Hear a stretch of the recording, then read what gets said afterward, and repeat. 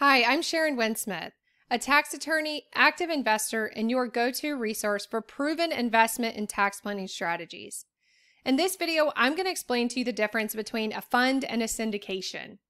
Very commonly, and even I do this, we use these words interchangeably to really mean investments in passive assets like private equity, real estate, energy, debt, anything where we're going to be a limited partner passive investor in a fund. Funds and syndications, though, in truth, are really very different in how they're set up and how they operate, and there's key distinctions between the characteristics of the two that you need to understand.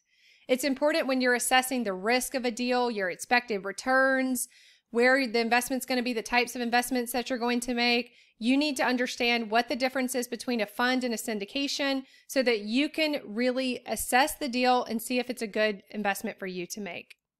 So I'm going to walk you through the differences between a fund and a syndication so that you can kind of understand how one works versus the other. If you want a good sense of how real estate funds are set up, for example, I have a different video that I'll link to below where I give an overview of real estate funds and how those work. That'll give you a good sense of the structures that funds use, and the funds for syndications are very similar as far as the structure. But I'm going to explain to you in this video the key differences between a fund and a syndication. So to start with, in my opinion, the biggest difference is the number of investments that fund or syndication is going to make. So if you have a fund, that could be investing in multiple different types of assets. So if it's real estate, they're going out and buying a lot of different types of properties. You know, they may focus on industrial complexes. They may go out and buy a bunch of different industrial warehouses. They might also buy apartment buildings, senior living facilities, office buildings. It really can range from what types of assets they buy, but they can go out and buy multiple assets in a fund.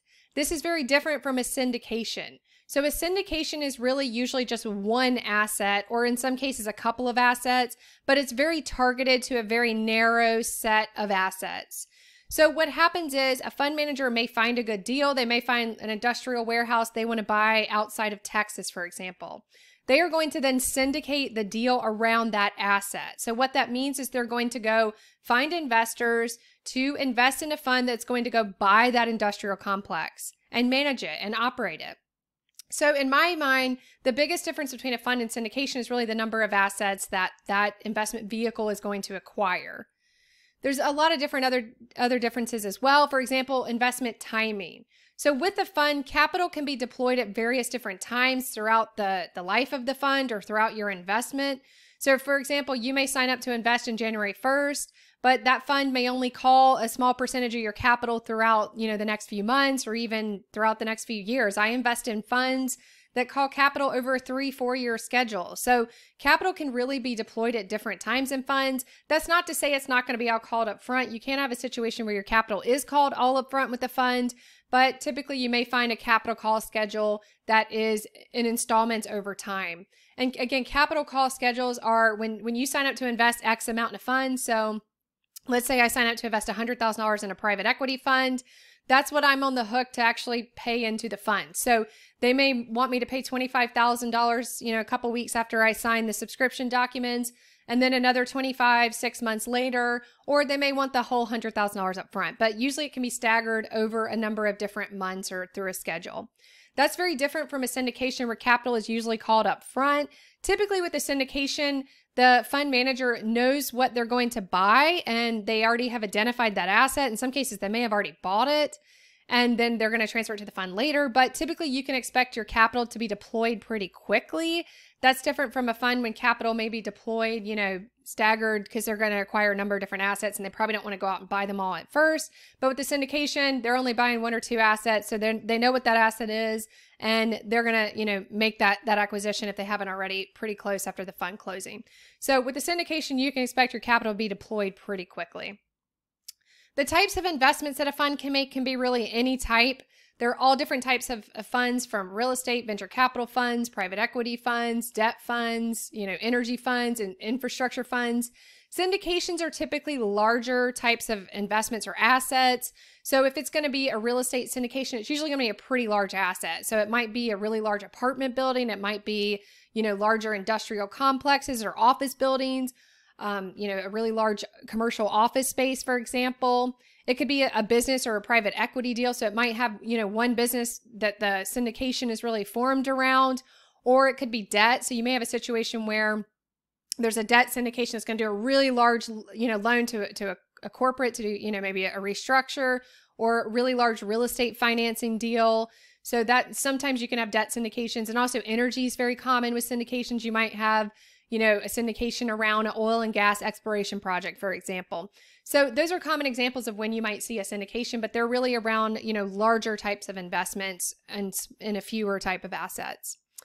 So the duration of a fund versus a syndication can be very different. So funds can have an infinite duration. In a lot of cases, they might be a time frame of 10 years or so. Some cases it can be longer. When I think about like the typical horizon for a private equity fund, you're thinking 10 years for that. Whereas a syndication is going to have a more fixed time frame. So they're going to have an exit strategy when they go out and buy that asset. They're going to think, we're probably going to exit in 5 years, for example. It might still be 10 years, but there's going to be typically a fixed time frame on that syndication because they've got a plan around that large asset that they're going to acquire. With funds, though, I do want to mention with respect to duration, you can have close-ended funds, which, have a fixed time frame. So they may, have a 10-year time frame, for example, but in those cases, redemptions may be more limited. I'm going to talk to you more about that in connection with the liquidity section. But with, open-ended funds where there is no set time frame, they can have an indefinite duration, then you can typically redeem more easily. So I'll talk about more about that when we get to the liquidity section, but that's important to note that there are closed-ended funds with fixed durations that might be 10 years, for example, and then open-ended funds that have no fixed duration. Diversification of investments is also important. There's a lot of people who think that funds are less risky because there's more diversification of the assets and timing. So for example, you're going to have multiple assets in that fund. In a lot of cases, it might be different types of assets. You might have a fund that goes out and buys apartment buildings and industrial warehouses and senior living, for example, or you may have a fund that only buys multifamily apartment buildings, for example. So typically you are going to have more different types of assets or just different assets. So even if it's apartment buildings, a fund's going to typically invest in apartment buildings in different locations and at different times. So there is some diversification there. They're usually not deploying all the capital at once. They're probably going to, if they are buying apartment buildings, for example, they're probably going to stagger that over a while and not just do it all at one time because they wouldn't even, probably be able to execute on that at once. Whereas that's different from a syndication where there's really not a lot of diversification in the assets or the timing because it's typically one asset. So if that asset doesn't do well, then you're kind of, out of luck at that point. So with a fund, if one asset doesn't perform, your hope is that the other, all the other assets do as well. So there's a little bit of diversification there. There, again, as I said, there are people who think funds are more risky. I get that argument. I don't really have a view either way because syndications can also kick off larger returns. And you also have probably a more fleshed out strategy around that asset. And hopefully if you're working with a quality sponsor, they really understand that area and that asset and that geography, and they've limited the risk to the extent they can. So, while some may say a fund's less risky, others may say syndications kick off higher returns. So I don't really have a view on that, but that's just something to think about that, traditionally people like diversification of assets. And so a lot of people like funds as opposed to syndications for that reason. Transparency, in some cases with funds, they may own so many assets that it's just impossible to really know all that you own. I know, for example, I invest in a fund that really buys a ton of single family, residences. And we own hundreds, thousands of single family residences throughout the US through that fund. So there's no way I could ever know where all those are, right? I'm not going to, nor do I really care, to be honest, where each of those are. I'm not, funds are audited in a lot of cases. So you hope that the auditors would catch any issues there. But some people don't like the lack of transparency because you could sometimes have investments that you don't know where they are. That's not that common. With funds that are investing in larger assets, they're typically going to provide you addresses and exactly what you're buying. I invest in funds that buy industrial complexes and I know exactly where those are. I know who they're renting to, who the tenant is in that. So that's not that common, but I did want to point out that sometimes there can be a lack of transparency. With the syndications, you're always going to have transparency, or you should, about what you're buying. You should know that before you even probably sign up to invest in the syndication. So liquidity, I touched on this before. When I refer to liquidity, I mean your ability to really redeem out. So can I get my money back out of the fund? So when you have a closed-ended fund that has a fixed time frame, sometimes there might be some issues redeeming out of that. But there are a lot of open-ended funds where there is no fixed time frame, and usually there is the ability to have a redemption of your money out of that. Otherwise, people probably wouldn't invest. So I view funds as much more liquid. They're not liquid as like the stock market, for example, where you can just go any minute and sell your stocks if the market's open at that time. But with some funds, you're going to have more liquidity than you would with the syndication. With the syndication, it's probably one asset. It's a fixed time frame for that syndication. So there's very little ability to kind of redeem out in that case, especially to do an easy redemption. Last, I wanted to mention that regulatory requirements are higher for funds than they are for syndications. Syndications are still subject to regulatory requirements from the SEC and other rules, but they're usually less stringent. And the reason this is really an issue for the fund managers, it's not really an issue for you and I as investors. But I did want to mention this because it's important that you understand that it's much more costly and difficult to operate a fund than a syndication largely because of those regulatory requirements. So a lot of newer sponsors will start with syndications, do a few syndications, have success. Hopefully they perform well, and then they'll start to work towards a fund. I think most quality sponsors that have been around for a while are doing funds more than syndications. They may occasionally have offshoots of syndications, but in my experience, the really quality fund sponsors with good track records have worked towards funds.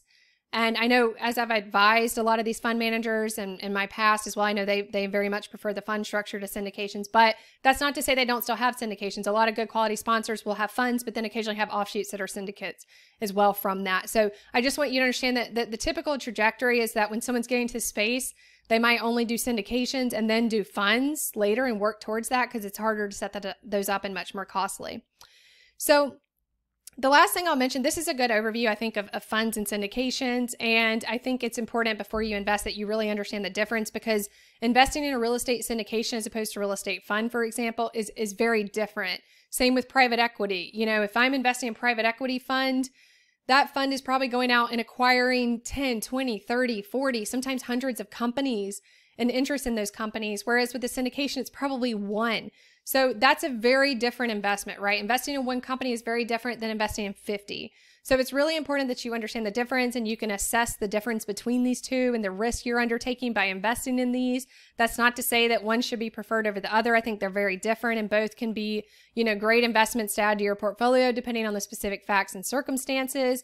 But it's important that you can assess and understand the differences yourself. Probably the most common question I get is, how do I get access to good quality sponsors to invest with funds and syndications? So I talk a lot about that in my investment tax strategies course. I cover how I personally get deal flow access.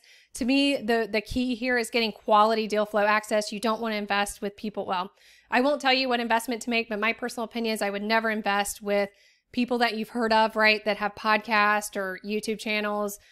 Even myself, if I started, advertising for a fund that I've set up, don't invest with it. I'll tell you that right now. But I don't manage funds or have any connections to any funds. I just passively invest in a lot. But the worst investment I've ever made was with someone who I really liked his books a lot. I thought he had good connections and a good network. And it's really the only fund I've ever invested with that was a complete disaster. So watch out for these people that are influencers or in the space that, you see a lot on videos and Twitter and stuff. I would be very wary of those. That's my own personal opinion and my experience. And I would also say the opinion of everybody I know that really understands this stuff. So if you want to understand better about how to get quality, access to good quality sponsors and deal flow, check out my investment tax strategies course. I'll link to that below. Hopefully you found this video helpful. If you did, please like the video and subscribe to the channel.